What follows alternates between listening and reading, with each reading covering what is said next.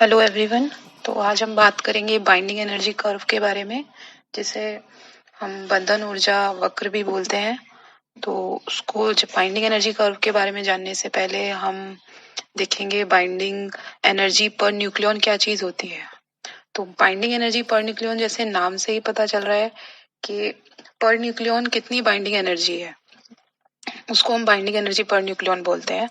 बंधन ऊर्जा binding energy per nucleon क्या होता है, आपकी बंधन ऊर्जा अपॉन में आपका एटॉमिक मास। एटॉमिक मास मतलब द्रव्यमान संख्या। अगर आप अपनी बंधन ऊर्जा को एटॉमिक मास से डिवाइड करेंगे तो आपके पास क्या आएगी, बाइंडिंग एनर्जी पर न्यूक्लियन।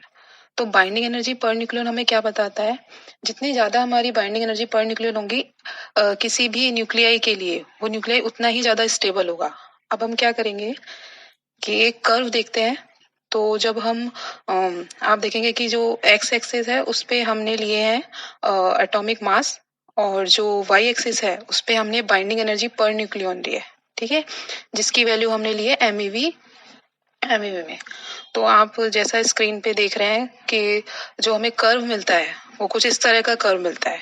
अब हम क्या करेंगे, इस कर्व को स्टडी करेंगे और ऑब्जर्व करेंगे, और कुछ चीजें जो हमने इस कर्व में देखते हैं, जो इस कर्व को ऑब्जर्व करके हम कुछ चीजें इसके बारे में जानेंगे। ठीक है, तो जैसा कि आप देख रहे हैं कि जब आपके द्रव्यमान की वैल्यू 20 से कम है, तो 20 से कम वाले में अगर आप देखेंगे तो आपको कुछ पीक्स दिख रहे हैं। जो पीक्स हैं आपको हीलियम के लिए,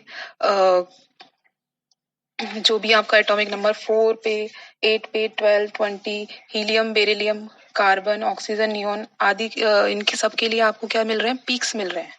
ठीक है, मतलब क्या कि ये क्या है, अपने आसपास वाले जो भी अपने आसपास एटॉमिक मास वाले जो न्यूक्लियाई हैं उनसे इसकी वैल्यू क्या है, ज्यादा है।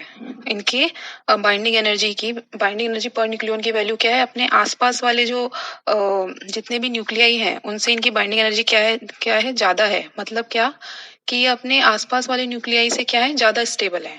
इसके बाद हम देखते हैं, अगर हम आगे का कर्व ऑब्जर्व करेंगे तो हम देखते हैं कि उसके अलावा आप देखोगे तो ये कर्व क्या कर रहा है, धीरे धीरे इंक्रीज कर रहा है 20 तक। एटॉमिक मास की वैल्यू जब 20 तक है, ये धीरे धीरे इंक्रीज कर रहा है, एक्सेप्ट फ्रॉम द पीक जो हमने अभी देखे हैं। जो पीक से इनको छोड़ के बाकी सब क्या कर रहे हैं, इंक्रीज हो रहे हैं।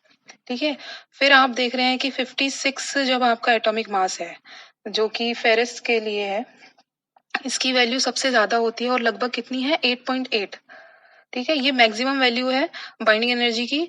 तो बाइंडिंग एनर्जी की ज्यादा वैल्यू होने से क्या मतलब है, बाइंडिंग एनर्जी की ज्यादा वैल्यू होने से मतलब है कि जो हमारा फेरस है इसकी बाइंडिंग एनर्जी ये ज्यादा स्टेबल है। ठीक है, इसके बाद आप देख रहे हैं कि मैक्सिमम के बाद ये कर्व धीरे धीरे क्या होता है, डिक्लाइन होता जा रहा है। ठीक है, तो 56 के बाद ये धीरे धीरे क्या होता जा रहा है, डिक्लाइन होता जा रहा है बहुत स्लो स्पीड से। और जो यूरेनियम 238 है उस पे उसकी वैल्यू, उसकी बाइंडिंग एनर्जी पर न्यूक्लियन की वैल्यू आपकी 7.6 एमईवी पर न्यूक्लियन आती है। ठीक है, और जो इसके बाद इससे पहले वाले जो भी हैं फेरस और यूरेनियम के बीच में, उनकी वैल्यू लगभग आपके 8 एमईवी के बराबर है। और जो आपके फेरस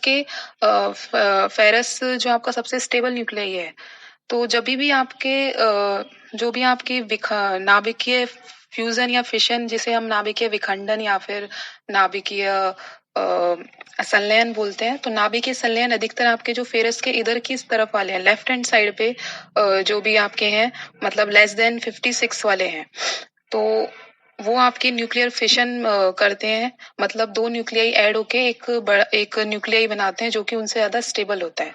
और जैसा कि आप अपने फेरस के राइट हैंड साइड वाली पे देखेंगे, तो ये क्या करते हैं, नाभिकीय विखंडन करते हैं।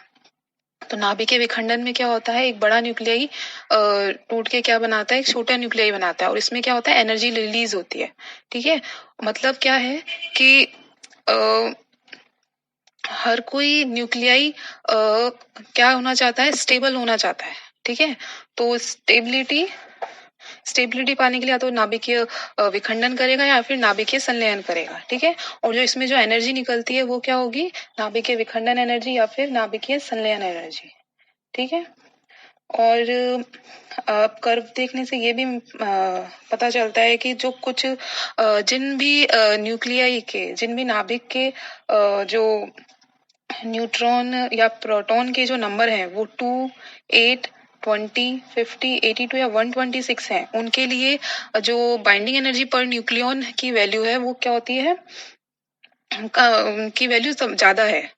तो इसका मतलब क्या है कि इनको और इन नंबर्स को हम क्या बोलते हैं, मैजिक नंबर बोलते हैं। जो अभी भी हमने देखे कि 2, 8, 20, 50, 82 और 126, अगर किसी भी न्यूक्लियाई में न्यूट्रॉन या फिर प्रोटॉन या फिर इनकी वैल्यू अगर ये इन सब नंबर्स में से कोई है, तो वो क्या वो न्यूक्लियाई क्या होगा, ज्यादा स्टेबल होगा।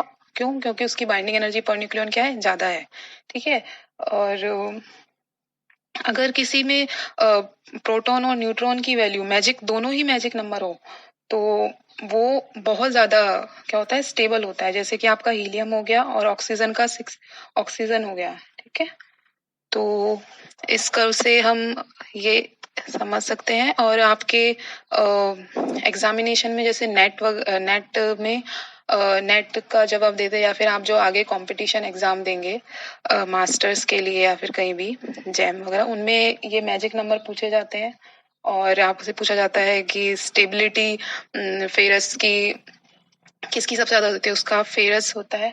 और आपको बहुत सारे ऑप्शन देके को बहुत सारे न्यूक्लियस के ऑप्शन देके ये पूछ लिया जाता है कि इसमें सबसे ज्यादा स्टेबल कौन सा होगा। तो आप मैजिक नंबर देख के या फिर न्यूट्रॉन और प्रोटॉन के नंबर निकाल के ये पता कर सकते हैं कि कौन सा कौन सा आपका ज्यादा स्टेबल है, ठीक है। Okay, thank you.